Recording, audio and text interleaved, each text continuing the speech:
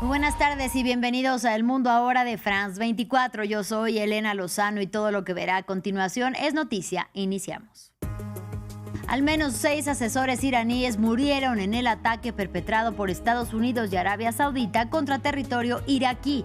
Grupos proiraníes advierten que su respuesta a la ofensiva en la que murieron al menos 20 milicianos es inevitable. En medio de ataques israelíes en el sur del Líbano y la ocupación de su ejército, libaneses retornan a las llamadas zonas piloto, donde el ejército del Líbano ha comenzado a desplegarse y que fueron evacuadas por Israel a partir de marzo. Inicia una nueva ola de calor en Europa en momentos en los que países como Francia y España luchan por extinguir los incendios forestales de magnitudes históricas que ya han quemado miles de hectáreas en ambos países.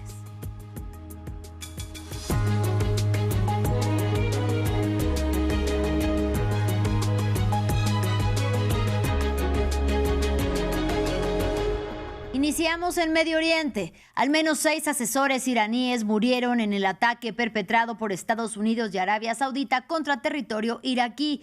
Washington y Riad justifican los bombardeos por las acciones de milicias proiraníes contra el Golfo Pérsico, donde la Unión Americana tiene bases militares.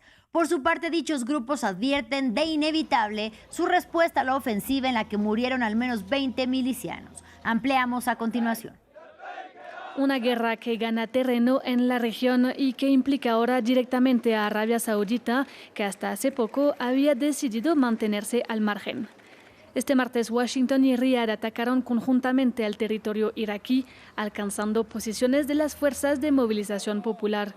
Según el grupo, decenas de sus miembros murieron. Arabia Saudita acusa a estas milicias de atacar con drones a sus instalaciones petroleras. Las fuerzas de movilización popular o Hashd al-Shaabi reúnen a varias milicias financiadas parcialmente por el Estado iraquí y son en gran medida pro-iraníes. Si bien no hacen parte del ejército iraquí, son un órgano oficial del Estado desde 2016. Estados Unidos presiona a Irak desde hace años para que desarme sus milicias pro-iraníes, pero en el terreno, Hashd al-Shaabi, que cuenta con representantes políticos y sus propios recursos financieros, está ganando en autonomía en una región donde la pertenencia a un país es menos importante que la etnia o la religión. Cuando inició la guerra con los ataques de Estados Unidos e Israel contra Irán en febrero, Arabia Saudita había decidido no responder a los ataques de Teherán contra su territorio. Pero su estrategia empezó a cambiar en julio cuando participó a la escalada con los hutíes de Yemen, un grupo también alineado con Irán, y decidió bombardear al puerto yemení de Hodeida. Arabia Saudita tiene uno de los ejércitos más potentes del mundo y destina el 7% de su PIB a su defensa. Su fuerza aérea y terrestre es altamente tecnológica y mayoritariamente de origen estadounidense, con sistemas de defensa THAAD o aviones F-15, por ejemplo. Sin embargo, teme un conflicto abierto con su vecino Irán, que podría tener consecuencias más allá de la escalada con Estados Unidos. Ahora, con el bloqueo hutí parcial del Mar Rojo y un conflicto abierto con milicias iraquíes, Riad se ha vuelto, a su pesar, uno de los actores principales del conflicto en la región. Los colonos judíos no limitan sus ataques, saqueos y asesinatos a los palestinos en Cisjordania ocupada. Un ataque militar de Israel que estuvo a punto de ejecutarse en el sur de Siria dejó al descubierto una recurrente práctica. Grupos de colonos judíos extremistas invaden territorio sirio con miras a expandir los asentamientos como los que mantienen justamente en territorio palestino desde hace décadas. La historia es de Daisy Lanza. Israel estaba a punto de lanzar un ataque contra un grupo en el sur de Siria, pero se percataron que quienes estaban en la mira eran judíos religiosos que se infiltraron en el país vecino. El episodio dio visibilidad a un grupo marginal de colonos israelíes que ya hizo numerosas incursiones en Siria y las reivindica. Hace mucho tiempo que no cruzo la frontera, pero no tengo ningún problema en volver a cruzarla. Espero que me acompañen las fuerzas de seguridad y que juntos podamos cruzar para establecernos. Este miércoles, el ejército israelí reconoció una incursión similar. Anoche se identificó a 3 ciudadanos israelíes que llegaron al área de Hermón y cruzaron la frontera hacia territorio sirio. Las fuerzas del ejército actuaron para localizarlos y temprano hoy los devolvieron al territorio israelí. Las autoridades de aplicación de la ley deben agotar todas las medidas legales contra los involucrados, con el objetivo de prevenir que esos mismos ciudadanos repitan una y otra vez este fenómeno que constituye un delito penal. Sin embargo, el Canal 12 de Israel informó la semana pasada que aún no se presentaron acusaciones formales. El grupo más destacado detrás de estas incursiones es Pioneros de Basán, que usa el nombre bíblico Basán para denominar al sur de Siria y justifican en la religión su idea de fijar asentamientos judíos en el noroeste de Siria, una zona aledaña a los estratégicos Altos del Golán que Israel invadió en 1967 y luego incorporó a su territorio, decisión que fue rechazada por el Consejo de Seguridad de la ONU. La decisión israelí de imponer sus leyes, jurisdicción y administración en los Altos del Golán sirios ocupados es nula y sin efecto jurídico internacional. El movimiento de asentamientos que ocupa Cisjordania tiene fuertes partidarios en el gobierno, como el ministro de Finanzas y líder colono Bezalel Smotrich. En octubre de 2024, este dijo que el proyecto del Gran Israel alcanza hasta Damasco y en abril de este año dijo que habrá una clara estrategia política en su país para expandir sus fronteras en Siria, Gaza y Líbano. Continuamos en la región. En medio de ataques israelíes en el sur del Líbano y la ocupación de su ejército, libaneses retornan a las aldeas ubicadas en las llamadas zonas piloto que fueron evacuadas por Israel a partir de marzo.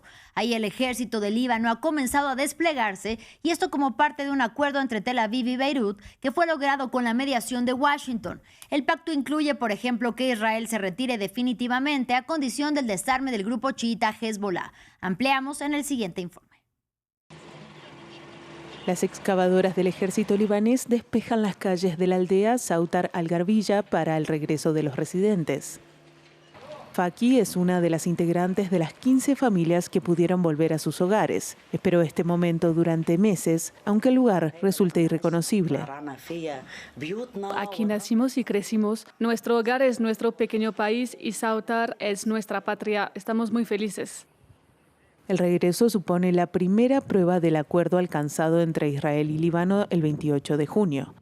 El ejército israelí, que ocupa el 6% del territorio libanés en el sur, debe retirarse de estas zonas piloto para permitir que el ejército libanés comience a desarmar a Hezbollah, la milicia chií pro-iraní. El alcalde de la aldea se muestra optimista a pesar de la falta de agua corriente y electricidad. La gente está regresando al pueblo y reparando los daños. Se sienten tranquilos gracias a la presencia del ejército. Si el ejército no estuviera aquí, yo como alcalde no permitiría que ningún residente regresara a Sautar. Sin embargo, en la colina vecina, los tanques israelíes son claramente visibles. Se oyen explosiones a lo lejos. No estamos seguros ni siquiera en un 1%. Estas llamadas zonas piloto son una ilusión que intentan vendernos. ¿Por qué seguir utilizándonos como conejillos de indias, probando con un pueblo cada 2 o 3 meses? Está prevista una nueva ronda de negociaciones entre Israel y el Líbano a principios de agosto para decidir el futuro de estas zonas piloto. Hezbollah se opone firmemente a este acuerdo. Mientras tanto, los residentes se instalan en los edificios menos dañados e intentan reconstruir el pueblo, cuyo 75% fue destruido por los bombardeos israelíes. En otro orden de ideas, inicia una nueva ola de calor en Europa en momentos en los que países del viejo continente, como por ejemplo Francia, luchan por extinguir los incendios forestales de magnitudes históricas. Las llamas ya han quemado miles de hectáreas y cobrado la vida de personas y de animales. Y las autoridades temen que las altas temperaturas, los fuertes vientos y la sequía puedan desatar nuevas conflagraciones. Para ampliar, conectamos con nuestra periodista Erika Olavarría, quien se encuentra en Burdeos, una de las zonas más afectadas por las conflagraciones. Erika, muy buena tarde. Cuéntanos cuál es la situación en medio del combate contra los incendios en la región. Sigue complicado, Elena. Buenas tardes. El combate a este gran mega incendio de la Gironde, aquí, ¿no es cierto?, en el oeste de Francia. Los bomberos siguen trabajando, ya son 2.700 con medios aéreos, pero además hoy en los últimos días se ha sumado la ayuda de los agricultores y también de la Oficina Nacional Forestal y la Asociación de Defensa de los Bosques contra los Incendios, que han cortado ya 127 kilómetros de árboles. ¿Esto para qué? Para crear cortafuegos naturales, y ahora se ha dicho se van a abocar a cortar 240 kilómetros de lecho, porque el problema de este gran bosque es que además de ser de pinos que son muy inflamables, tiene también una capa muy importante de vegetación en la superficie que también es muy inflamable.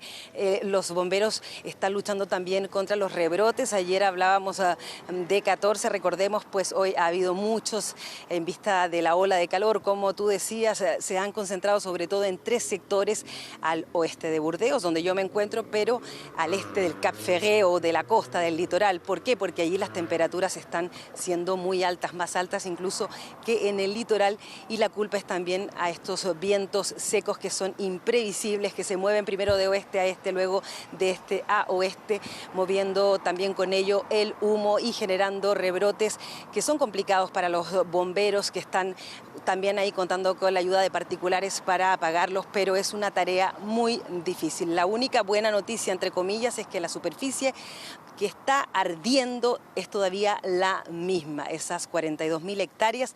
Quiere decir que en realidad lo que se está quemando es aquello que todavía quedaba verde entre los árboles calcinados. Erika, ¿y qué ocurre en Burdeos, donde te encuentras en este momento? Hay que decirlo, ha recorrido las zonas más afectadas de estos incendios en Francia.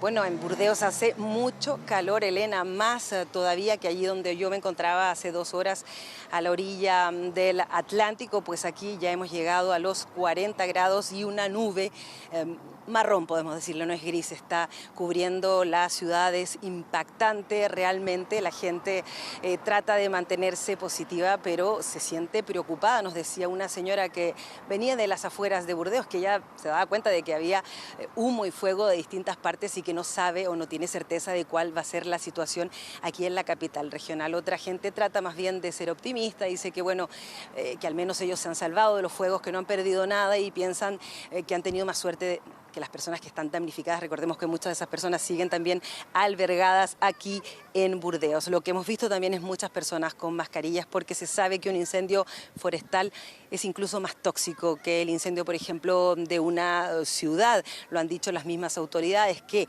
a los habitantes que han comenzado a regresar, lo decíamos ayer, a 3 comunas que pudieron volver a sus hogares, tengan cuidado con todos los objetos que tienen cenizas, porque esas cenizas son muy tóxicas, y además, si las mueven, van a parar a la atmósfera, secan más el aire, y pues esto contribuye también a los rebrotes y a que vuelva y regrese el fuego. Así que aquí en Burdeos muchas personas a la orilla del río Garón, en este espejo de agua en el que yo me encuentro, un lugar súper turístico de esta ciudad, se han venido primero a refrescar y segundo han pasado en bicicleta o en patineta con mascarilla, porque nadie sabe realmente hasta dónde puede llegar la toxicidad de este humo. Sobre todo las autoridades previenen a quienes tienen problemas respiratorios y a las personas mayores, porque en realidad estos gases, estos humos pueden ser muy tóxicos. Erika Olavarría, gracias por tu reporte. Y también en España hay temor de que el fuego se avive y se desaten nuevos focos con la llegada de una nueva ola de calor. Los bomberos españoles siguen atendiendo la situación en Castellón. Las llamas han reducido a cenizas bosques y también quemado todo a su paso, incluyendo viviendas, y causando la muerte de personas y de animales, como en Francia. Sin embargo, la situación en territorio español es menos crítica que la semana pasada, y desde el martes unas 24.000 personas han podido volver a sus casas en la región de Madrid y también en la provincia de Ávila, que han sido epicentros de los incendios. Ahora vamos a Japón. Los cuerpos de rescate en la prefectura de Kumamoto trabajan contrarreloj para intentar rescatar de entre los escombros a las personas que quedaron atrapadas tras el colapso de un centro comercial producto del sismo de magnitud 7,1 que sacudió el martes al país asiático. Y mientras las labores avanzan, han perdido la vida 18 personas y un nuevo terremoto conmocionó a Japón con una magnitud de 5,8. Finalizamos en Estados Unidos, donde el Comité de Seguridad Nacional y de Asuntos Gubernamentales del Senado inició la audiencia del doctor Anthony Fauci, el médico e inmunólogo que lideró la respuesta a la pandemia de COVID-19 en el país y que se acogió a la quinta enmienda y dijo que se abstendría de responder preguntas siguiendo el consejo de sus abogados. En sus declaraciones al inicio de la audiencia, Fauci acusó al senador Rand Paul de Kentucky de tener una obsesión evidente por exigir su enjuiciamiento.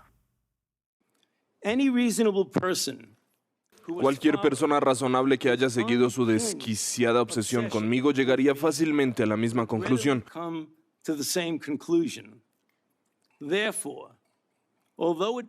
Por lo tanto, aunque me duela hacerlo debido al respeto que le tengo al Poder Legislativo y a mi larga trayectoria de cooperación con el Congreso,